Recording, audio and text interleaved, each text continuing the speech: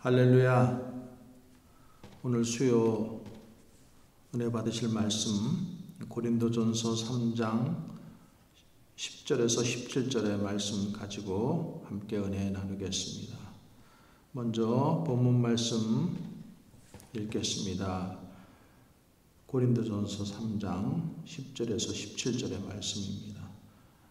내게 주신 하나님의 은혜를 따라 내가 지혜로운 건축자와 같이 터를 닦아두매 다른 이가 그 위에 세우나 그러나 각각 어떻게 그 위에 세울까를 조심할지니라.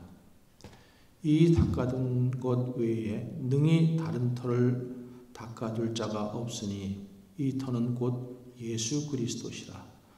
만일 누구든지 금이나 은이나 보석이나 나무나 풀이나 집으로 이 터 위에 세우면 각 사람의 공적이 나타날 터인데 그날이 공적을 밝히리니 이는 불로 나타내고 그 불이 각 사람의 공적이 어떠한 것을 시험할 것입니다. 만일 누구든지 그 위에 세운 공적이 그대로 있으면 상을 받고 누구든지 그 공적이 불타면 해를 받으리니 그러나 자신은 구원을 받되 불 가운데서 받은 것 같으리라. 너희는 너희가 하나님의 성전인 것과 하나님의 성령이 너희 안에 계시는 것을 알지 못하느냐. 누구든지 하나님의 성전을 더럽히면 하나님이 그 사람을 멸하시리라.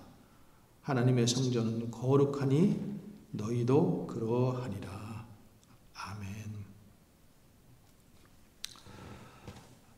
인간이 자기 생애를 다 마친 다음 그 남겨놓은 업적이 어떠냐에 따라서 그 인생의 성공과 실패를 가늠할 수 있습니다. 사도 바울은 죽음이 임박해 오는 순간 믿음의 아들인 디모데에게 내가 선한 싸움을 싸우고 나의 달려갈 길을 마치고 믿음을 지켰으니 이제 후로는 나를 위하여 의의 면류관이 예비되었다라고 이렇게 말씀했습니다. 대개 사람들의 살아온 역사는 그 인생이 끝나게 되었을 때 평가를 받습니다.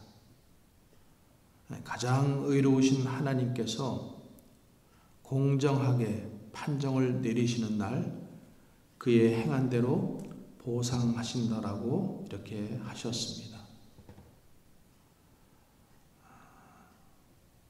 지금은 우리가 결실의 계절을 지나고 있습니다. 열매를 거둬들이는 결실의 계절. 그래서 지금 우리는 하나님 아버지 앞에서 우리가 쌓은 신앙생활의 결과를 가지고 판정받을 준비를 해야 되겠습니다. 오늘 본문 말씀에는 사람의 일평생을 통하여 이루어 놓은 공력을 두고 그 사람의 성공과 실패를 가늠하는 내용이 소개되고 있습니다. 곧 불로서 심판할 때 아름답게 빛나는 업적이 있고 그냥 허무하게 타버리고 없어지는 경우가 있다고 합니다. 그래서 세운 공력 따라서 자랑스러운 결과가 있고 또 부끄러운 결과도 있게 된다는 것이죠.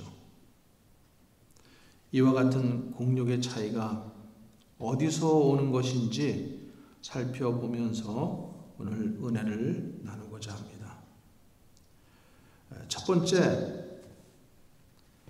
사람이 어떤 건물을 짓고자 할 때 그 기초를 어디에 두느냐가 매우 중요한 일이죠. 그래서 예수님께서 산상수훈을 강론하신 다음에 나의 이 말을 듣고 행하는 자는 그 집을 반석 위에 지은 지혜로운 사람 같다라고 이렇게 하였습니다. 예수님은 집의 기초를 모래 위에 세우는 지혜롭지 못한 사람을 경계하셨습니다. 아무리 좋은 건물을 세우고 거기에 은이나 금이나 보석 같은 값진 자재로 꾸며 놓아도 기초가 부실하면 한순간 다 허물어지고 만다라는 것이죠. 그런데 대부분의 사람들은 어리석게도 모래 위에 집을 세우는 사람처럼 이 허망한 기초 위에다가 자기의 꿈을 가꾸려고 애를 씁니다. 인간이 가진 지식이나 권력이나 재물이나 명예 따위를 믿고 그 위에다가 이상적인 건물을 세우려고 하는 것입니다. 이것이 수천 년 동안 내려오는 인류의 역사와 문화입니다. 어느 것 하나 완전한 것이 없고 영구히 남아있는 것도 없습니다. 오늘 본문 말씀 10절에는 지혜로운 건축자가 건물을 세울 안전한 터가 있다고 하였습니다. 12절 말씀에 이 터가 바로 예수 그리스도라고 하였습니다. 이상적인 교회 그리고 건전한 성도가 추구하는 일은 이처럼 예수 그리스도와 계시된 말씀을 기초로 집을 세우는 일과 같습니다. 예수님께서는 지상의 자기 교회의 설립을 선포하시면서 내가 이 반석 위에 내 교회를 세우리니 음부의 권세가 이기지 못하리라. 우리 지난 주일의 말씀이었잖아요. 그런데 여기서 말하는 반석이 뭐라 그랬습니까? 예수 그리스도라 그랬습니다. 예수 그리스도를 구주로 고백하는 바른 신앙을 뜻한다라고 말씀드렸습니다. 우리 그리스도인은 계시된 하나님의 말씀에 기초한 바른 믿음으로 공력을 쌓아가는 사람들이 되어야 될 줄로 믿습니다. 두 번째로 오늘 본문 12절 말씀에 보면은 만일 누구든지 금이나 은이나 보석이나 나무나 풀이나 집으로 이 터 위에 세우면 이러하고 말씀하고 있습니다. 이는 공력을 쌓을 때 어떤 자재로 하며 또 어떤 방법으로 짓게 되는가를 말하는 것입니다. 모든 사람들이 오래도록 유지되고 든든히 서서 후세까지 길이 남을 업적을 쌓고 싶지만 그 내용과 방법에 따라서 성공적인 것이 있고 또 그렇지 못한 경우도 있는 것입니다. 여기서는 금이나 은이나 보석으로 만드는 것이 있고 또 나무나 풀이나 짚으로 만드는 경우가 있습니다. 금이나 은이나 보석은 매우 값비싼 재료이며 구하기도 어려운 것입니다. 그러나 나무나 풀이나 집은 별로 가치가 없는 재료인 동시에 어디서나 구하기 쉬운 것들입니다. 인생으로 논할 경우 별로 힘들이지 않고 세상 사람들과 함께 즐기면서 편하게 사는 방법을 말하는 것입니다. 예수님의 교훈 가운데 멸망으로 인도하는 문은 크고 그 길이 넓어 그리로 들어가는 자가 많고 생명으로 인도하는 문은 좁고 협착하여 찾는 이가 적다라고 했습니다. 내일이 없고 꿈이 없는 사람은 우선 편한 길을 택하게 되고 힘들이지 않게 살려고 애를 씁니다. 똑같은 시대를 살고 똑같은 주어진 상황이나 똑같은 처지에 산다고 하더라도 오직 하나님의 기쁨만을 삶의 목표로 하는 사람이 있고 자기만을 위해서 사는 사람이 있습니다. 그래서 하나님의 기쁨을 목표로 하는 사람과 또 또 자기만을 위해서 사는 사람은 차이가 나게 되어 있습니다. 하나님을 기쁘시게 위해서 사는 사람은 하늘의 것을 소망합니다. 그러나 자기의 기쁨을 위해서 사는 사람은 눈앞에 보이는 것에만 집착해서 살기 때문에 미래가 없습니다. 그렇지만 하늘나라 영원한 소망을 가지고 사는 사람은 어떤 역경이나 어떤 어려움 속에서도 오늘보다 더 나은 내일을 가꾸는 삶을 살게 되는 것입니다. 시간과 물질과 재능을 쏟아 하나님의 기뻐하시는 일에 헌신하게 되는 것입니다. 그렇게 심고 가꾸는 사람에게 거기에 상응하는 축복의 열매가 맺혀지게 되는 것입니다. 그래서 갈라디아서 6장 7절 8절의 말씀에 보면은 사람이 무엇으로 심든지 그대로 거두리라. 자기 육체를 위하여 심는 자는 육체로부터 썩어질 것을 거두고 성령을 위하여 심는 자는 성령으로부터 영생을 거두리라고 말씀하였습니다. 세 번째는 결과의 차이입니다. 성경은 천하의 범사가 다 목적이 있고 그것이 이루어지는 기한이 있다고 하였습니다.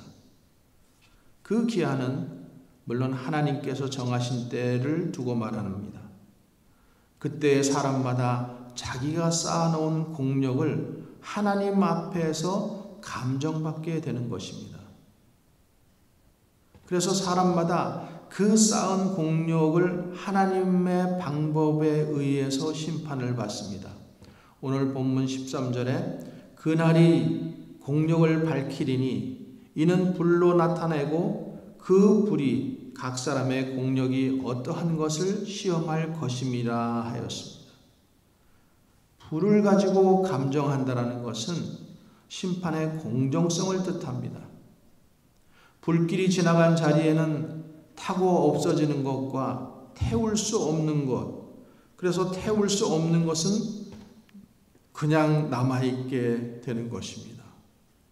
따라서 불길이 통과하고도 타지 않고 남아있는 것은 그 공력의 가치를 인정받게 되는 것이죠. 베드로전서 1장 7절에 너희 믿음의 시련이 불로 연단하여도 없어질 금보다 더 귀하여 예수 그리스도에 나타나실 때에 칭찬과 영광과 존귀를 얻게 하렴이라고 말씀했습니다. 겉보기에는 같은 믿음이라도 불같은 시험과 환난을 통과한 믿음은 금같이 빛나는 가치가 있다는 뜻입니다. 두 번째로 사람이 사는 세상에는 좋은 일을 많이 하고도 인정받지 못하는 경우가 있습니다. 그런가 하면 오히려 별로 한 일이 없는 사람이 자기의 일을 부풀려서 포상을 받고 칭찬을 받는 경우가 허다합니다. 그렇지만 하나님 나라에서 그런 것이 없습니다. 하나님께서 사람의 행위대로 보상하시기 때문입니다. 세상에서 사람마다 그 행한 일과 쌓은 실적이 하나님 앞에 낱낱이 보존되어 있는 것입니다. 그래서 말라기 3장 16절에 그때 여호와를 경외하는 자들이 피차에 말하매 여호와께서 그것을 분명히 들으시고 여호와를 경외하는 자와 그 이름을 존중하는 자를 위하여 여호와 앞에 있는 기념책에 기록하셨다라고 말씀했습니다. 성경은 예수 그리스도의 재림과 함께 이 세계는 모두 사라지고 새 하늘과 새 땅이 이루어진다라고 계시록 21장 1절에 말씀했습니다. 이 눈에 보이는 체질 세계는 모두 사라질 거라고 했습니다. 이와 같은 이 성경 계시의 진리를 믿는 사람은 이 세상이나 세상에 있는 것에 미련을 두지 않습니다. 오히려 영원한 것에 가치를 두고 살아갑니다. 사도 요한은 이 세상이나 세상에 있는 것들을 사랑하지 말라. 누구든지 세상을 사랑하면 아버지의 사랑이 그 속에 있지 아니하리라 라고 이렇게 말씀했습니다. 또 이 세상도 그 정욕도 지나가되 오직 하나님의 뜻을 행하는 이는 영원히 거한다라고 하였습니다. 누가복음 16장에는 주인의 재산을 제 것인 것처럼 마음대로 허비한 불의한 청지기가 주인으로부터 그 주기를 박탈당한 이야기가 있습니다. 이 비유의 교훈은 불의한 재물로 친구를 사귀라, 그리하면 없어질 때 저희가 영원한 처소로 너희를 영접하리라 라고 이렇게 말씀하고 있습니다. 이는 주인이 주신 것을 가지고 선한 목적에 사용하지 않고 제멋대로 남용한 사람이 준엄한 심판을 받는다라는 뜻입니다. 그리고 언젠가 세상의 모든 것이 다 없어져도 주인의 말대로 선한 일에 투자한 것은 없어지지 않는다라는 것을 교훈하고 있습니다. 세상 것의 실상을 아는 사람은 하늘나라 영원한 세계에 대한 소망을 가지고 거기에 투자를 합니다. 예수님께서는 오직 너희를 위하여 보물을 하늘에 쌓아두라라고 말씀하셨습니다. 세상에는 도적이 있어서 훔쳐가거나 좀과 동록 같은 것이 훼손시켜 버리지만은 하늘에 쌓아두게 되면 전혀 그런 걱정이 없고 안전하다는 것입니다. 이와 같은 사실을 염두에 두시고 내 보물이 있는 곳에 내 마음이 있다라는 이 말씀을 다시 한번 우리가 기억하면서 주님이 기뻐하시는 삶, 우리가 주어진 삶 속에서 무엇을 가지고 주님을 기쁘시게 할 수 있는지, 그리고 세운 공력을 따라서 하나님께서 보상하신다라는 이 믿음 가지고 오늘도 승리하는 우리 그리스도인들이 되기를 주님의 이름으로 간절히 축원합니다. 기도하겠습니다. 이제는 우리 구주 예수 그리스도의 은혜와 하나님의 사랑과 성령의 내조 교통 역사하시는 은혜가 세운 공력 따라서 우리가 주님 앞에 상 받기를 간구하며 살아가는 우리 모두가 되기를 주 예수 그리스도의 이름으로 간절히 축원하옵나이다.